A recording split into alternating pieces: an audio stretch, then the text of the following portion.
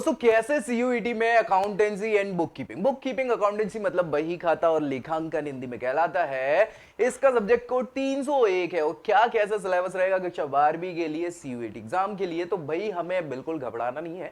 मैं पूरा का पूरा एग्जाम लेके आया हूं, आपका सिलेबस लेके आया हूं सीयूईटी में अकाउंटेंसी एंड बुक कीपिंग के लिए क्या क्या आपको पढ़ना है, क्या क्या तैयारी करनी है। जो जो चीजें लिखी हुई है भैया एक एक चीज को बड़े अच्छे से आपको पढ़ लेना है और गारंटी हमारी है कि एक भी क्वेश्चन यहां से बाहर नहीं जाने वाला एग्जाम में। ठीक है, सो अकाउंटेंसी और बुक कीपिंग की बात चल रही है। सब्जेक्ट कोड कितना है इसका भैया? 301।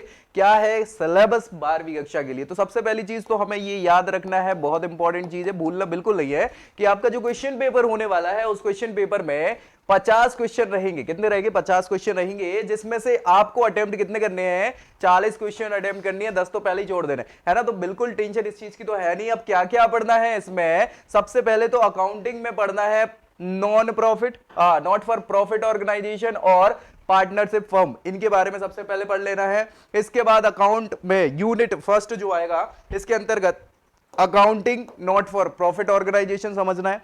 नॉट फॉर प्रॉफिट ऑर्गेनाइजेशन की मीनिंग, उसके एग्जांपल्स याद रखना। सीधे सीधे दो क्वेश्चन यहां से बनने वाले हैं, याद रख लीजिएगा। ठीक है, चलिए इसके बाद रिसीट बनाना है। पेमेंट में पेमेंट को देखना है, उसकी मीनिंग हो गए, कॉन्सेप्ट हो गए, फंड बेस्ड हो गए या नॉन फंड बेस्ड अकाउंटिंग जो है उसको बहुत अच्छे से पढ़ लेना है। प्रिपरेशन करनी है किस चीज की? इनकम और एक्सपेंडिचर की, अकाउंट और बैलेंस की, बैलेंस शीट बनानी है, रिसीट और payment account with additional information, ये भी सारी चीजें आपको देख लेनी बहुत अच्छे से। यूनिट 2 की बात करें तो यहां पे अकाउंटिंग फॉर पार्टनरशिप जो पूरा चैप्टर है उसको बहुत अच्छे देखना है। इसमें नेचर ऑफ पार्टनरशिप फॉर्म के बारे में सबसे इंपॉर्टेंट है, क्योंकि भाई आपका काम ही यही है, पार्टनरशिप डीड क्या होगा, उसका क्या मतलब है, इंपॉर्टेंस क्या महत्व है उसका, ये देख लेना है। फाइनल अकाउंट्स ऑफ पार्टनरशिप को देखना है, जिसमें फिक्स्ड और फ्लक्चुएटिंग कैपिटल की बात होगी, division of profit among partnership हो गई, प्रॉफिट हो गए, लॉसेस हो गए, अप्रोप्रिएशन अकाउंट जो है, उन सभी को आपको यहां पे फाइनल अकाउंट में देख लेना है।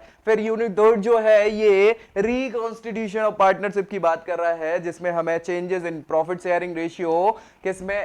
एग्जिस्टिंग पार्टनरशिप सैक्रिफाइंग रेशियो और गेनिंग रेशियो की बात करना है। इसके अलावा account for revaluation of assets and liabilities की बात करना है। यहाँ पे distribution of reverse and accumulation profit की बात कर लेना है। यहाँ गुडविल को भी देखना है आपको, जिसमें गुडविल का नेचर, फैक्टर कौन कौन से अफेक्ट करते हैं, कौन कौन सी मेथड्स हैं वैल्यूएशन की, उनको। इसके अलावा एवरेज प्रॉफिट हो गया, सुपर प्रॉफिट हो गया, मल्टीप्लिकेशन हो गया, कैपिटलाइजेशन मेथड, जितनी भी सारी चीजें बहुत अच्छे से गुडविल को समझ लेना है। फिर एडमिशन ऑफ पार्टनर्स की बात करें तो यहां पे effect of admission of partner के, इसके साथ चेंज जो भी होगा प्रॉफिट शेयरिंग रेशियो में, वो अकाउंटिंग ट्रीटमेंट हो गए गुडविल के। इसके अलावा रीएवल्यूशन ऑफ एसेट्स हो गए, लायबिलिटीज हो गई, रिजर्व हो गए, एक्यूमुलेटेड जो भी प्रॉफिट्स रहे हैं वो, और एडजस्टमेंट ऑफ कैपिटल, ये बहुत इंपॉर्टेंट है, इसको अच्छे से देख लीजिएगा। नेक्स्ट हम बात करें तो रिटायरमेंट की बात करें या डेथ हो गई किसी पार्टनरशिप की या पार्टनर की, तो क्या होगा? तो उसके चेंज का जो भी प्रॉफिट शेयरिंग रेशियो चेंज होगा वो देख लेना है, अकाउंटिंग ट्रीटमेंट देख लेना है, रीएवल्यूशन ऑफ एसेट्स देख लेना है, लायबिलिटीज की बात करनी है, एडजस्टमेंट ऑफ एक्यूमुलेटेड प्रॉफिट जो भी है, रिजर्व जो है, उनको अच्छे से देख लीजिएगा। यूनिट 4 की अगर हम बात करें तो यूनिट 4 में हमें डिसोल्यूशन ऑफ पार्टनरशिप की बात करनी है, जो पार्टनरशिप फर्म को डिसोल्यूट कर रहे हैं, खत्म कर रहे हैं, उसके बारे में। सो उसका क्या मतलब होता है, सेटलमेंट क्या होगा अकाउंट का, वो देख लीजिएगा। Preparation of realisation account and related account जो भी है उन सभी का, जैसे अगर बात करें इसमें एक्सक्लूड कर देना है क्या? पियर्स मील को, distribution sale to a company and insolvency of partner की बात करनी। ठीक है, सो इंसॉल्वेंसी बहुत इंपॉर्टेंट है, इसको बहुत अच्छे से देख लीजिएगा। ठीक है, चलिए इसके अलावा अगर बात करें तो कंपनी अकाउंट और फाइनेंशियल स्टेटमेंट एनालिसिस आपको बहुत अच्छे से देखना है, जिसके अंतर्गत क्या है, 5 यूनिट की बात करें, 50 यूनिट में accounting for share and debentures की बात करना है। जो भी कैपिटल है, शेयर कैपिटल को आपको देखना है, जिसमें उसका मीनिंग हो गया, नेचर हो गया, कितने प्रकार की होती है वो देख लेना है। अकाउंटिंग फॉर शेयर कैपिटल की अगर बात करें तो इशू, उसके अलॉटमेंट में, इक्विटी की बात करें, प्रेफरेंसेस शेयर्स जो भी है सारा, ओवर सब्सक्रिप्शन की बात करें, अंडर सब्सक्रिप्शन की बात करें, इशू जो भी रहेगा वो, प्रीमियम की बात करना है, डिस्काउंट, कॉल, पुट, सारी चीजें, advance call and areas, issue in shares and consideration other than cash. ठीक है, सारी चीजों को आपको अकाउंटिंग फॉर शेयर कैपिटल के अंदर देख लेना है। और फॉर फीचर ऑफ शेयर्स की बात करें तो यहाँ पे अकाउंट ट्रीटमेंट हो गया, री इशू ऑफ फोर्टिफाइड शेयर जो होगा है उनको देख लेने का है। इसके अलावा presentation of shares and debentures capital in the company,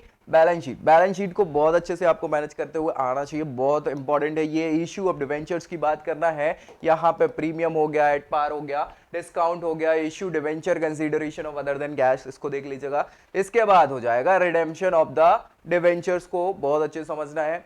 out of the proceeds for fresh issues, accumulated profits और शिंकिंग फंड वगैरह, इन सारी चीजों को भी देख लेना। एक क्वेश्चन यहां से बन सकता है डायरेक्टली। ये आपका यहाँ पे चैप्टर जो यूनिट है 5 वो हो जाएगा। 6th यूनिट की बात करें तो एनालिसिस ऑफ फाइनेंशियल स्टेटमेंट्स की बात करनी है। फाइनेंशियल स्टेटमेंट ऑफ कंपनी क्या होता है, कैसा होता है। So preparation of simple financial statement of a company in the prescribed form for with major heading only, ये बहुत अच्छे से इंपॉर्टेंट है, फॉर्म को आपको फिल करना आना चाहिए।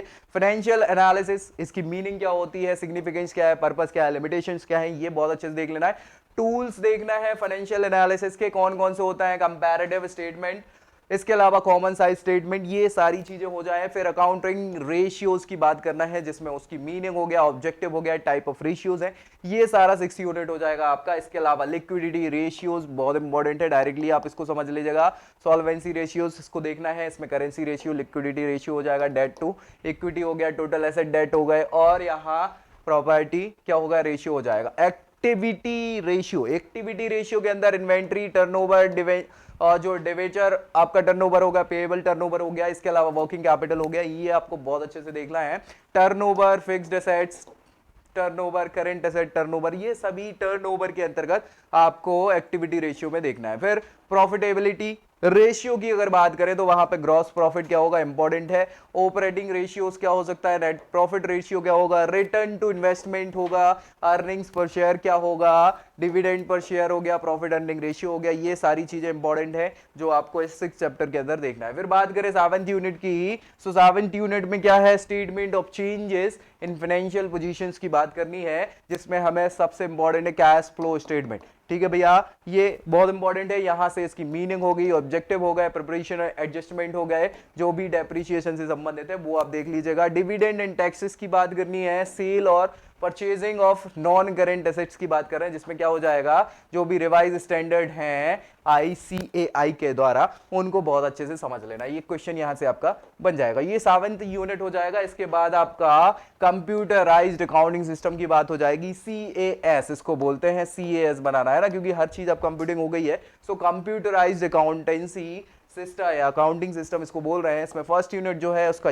ओवरव्यू आ जाएगा कि क्या होता है कंप्यूटराइज्ड अकाउंटिंग सिस्टम, ठीक है, कॉन्सेप्ट्स उसके टाइप कितने प्रकार के हो सकते हैं, ठीक है, इसको CAS ये याद रखिएगा, आप पे तो बनता ही कोई बात ही नहीं है। Features of the computerised accounting system के क्या क्या फीचर्स है वो देख लेना है। स्ट्रक्चर ऑफ का स्ट्रक्चर देख लेना है कि कैसे CAS का स्ट्रक्चर क्या होता है, इंपॉर्टेंट हो जाएगा, यहां से क्वेश्चन बन सकता है। नेक्स्ट हम बात करेंगे यहाँ पे 2nd यूनिट की, तो यूजिंग कंप्यूटराइज्ड अकाउंटिंग सिस्टम, कैसे क्या कंप्यूटराइज्ड अकाउंट सिस्टम CAS को यूज कैसे करें, उसके अंदर जो भी स्टेप्स हैं, किसके इंस्टॉलेशन ऑफ CAS के, प्रिपरेशन ऑफ चार्ट, कौन से अकाउंट बनेंगे, है ना, कोडिफिकेशन हो गया, हायरार्की हो गई, अकाउंट हेड्स वगैरह की, वो देख लेने का है। इसके बाद डेटा एंट्री हो गया, डेटा वैलिडेशन हो गया, डेटा वेरिफिकेशन हो गया, ये सारी चीजों को, एडजस्टिंग एंट्रीज हो गई, प्रिपरेशन ऑफ फाइनेंशियल स्टेटमेंट हो गए, क्लोजिंग एंट्रीज और ऑपरेटिंग एंट्रीज, ये सारी की सारी चीजें CAS के अंदर बहुत इंपॉर्टेंट है, इसलिए आपको याद रखना है। सिक्योरिटी देखना है CAS की, और सिक्योरिटी फीचर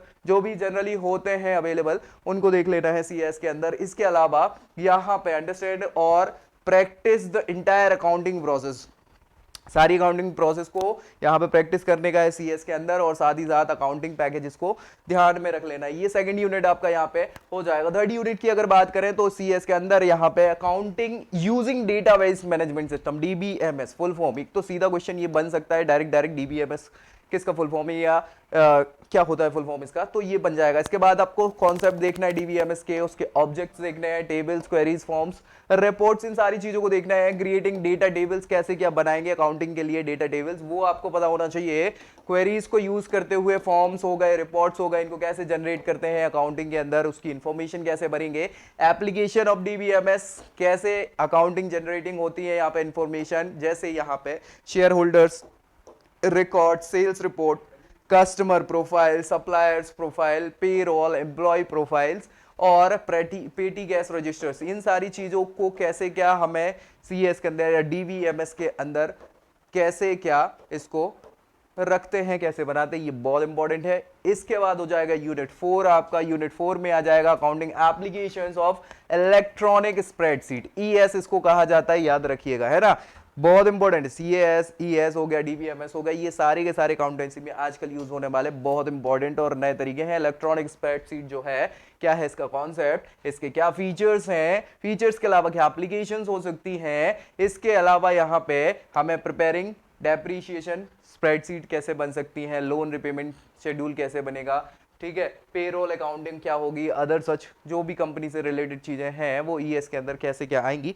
वो आपको यहाँ पे देख लेने का। और इसी के साथ ये पूरा का पूरा आपको दो चीजें याद रखनी है। क्या क्या चीजें याद रखनी है, एक तो अकाउंटेंसी से संबंधित, दूसरा कंप्यूटर एप्लीकेशन से संबंधित। तो बहुत अच्छे से ये अकाउंटिंग आपका हो जाएगा। ये पूरा सिलेबस अगर आपने कर लिया तो गारंटी मेरी है कि एक भी क्वेश्चन अलग से जाएगा नहीं और आप करेंगे टॉप, मेरिट में आएंगे सबसे ऊपर और मिलेगी आपकी इच्छा की यूनिवर्सिटी। तो ऐसी ही पूरी जानकारी के लिए, सीयूईटी से संबंधित किसी भी डाउट के लिए, डिस्प्यूट के लिए कमेंट कर दीजिएगा और दोस्तों में ये सारी जानकारी जरूर शेयर करिएगा। वीडियो को लाइक करना ही है और चैनल सब्सक्राइब करने का भूलना नहीं है बिल्कुल भी। अब मिलते हैं नेक्स्ट वीडियो में और भी इंपॉर्टेंट जानकारी के साथ। तब तक के लिए जय Hind. I hope you like this video. For more such videos, keep watching our channel. And do not forget to like, share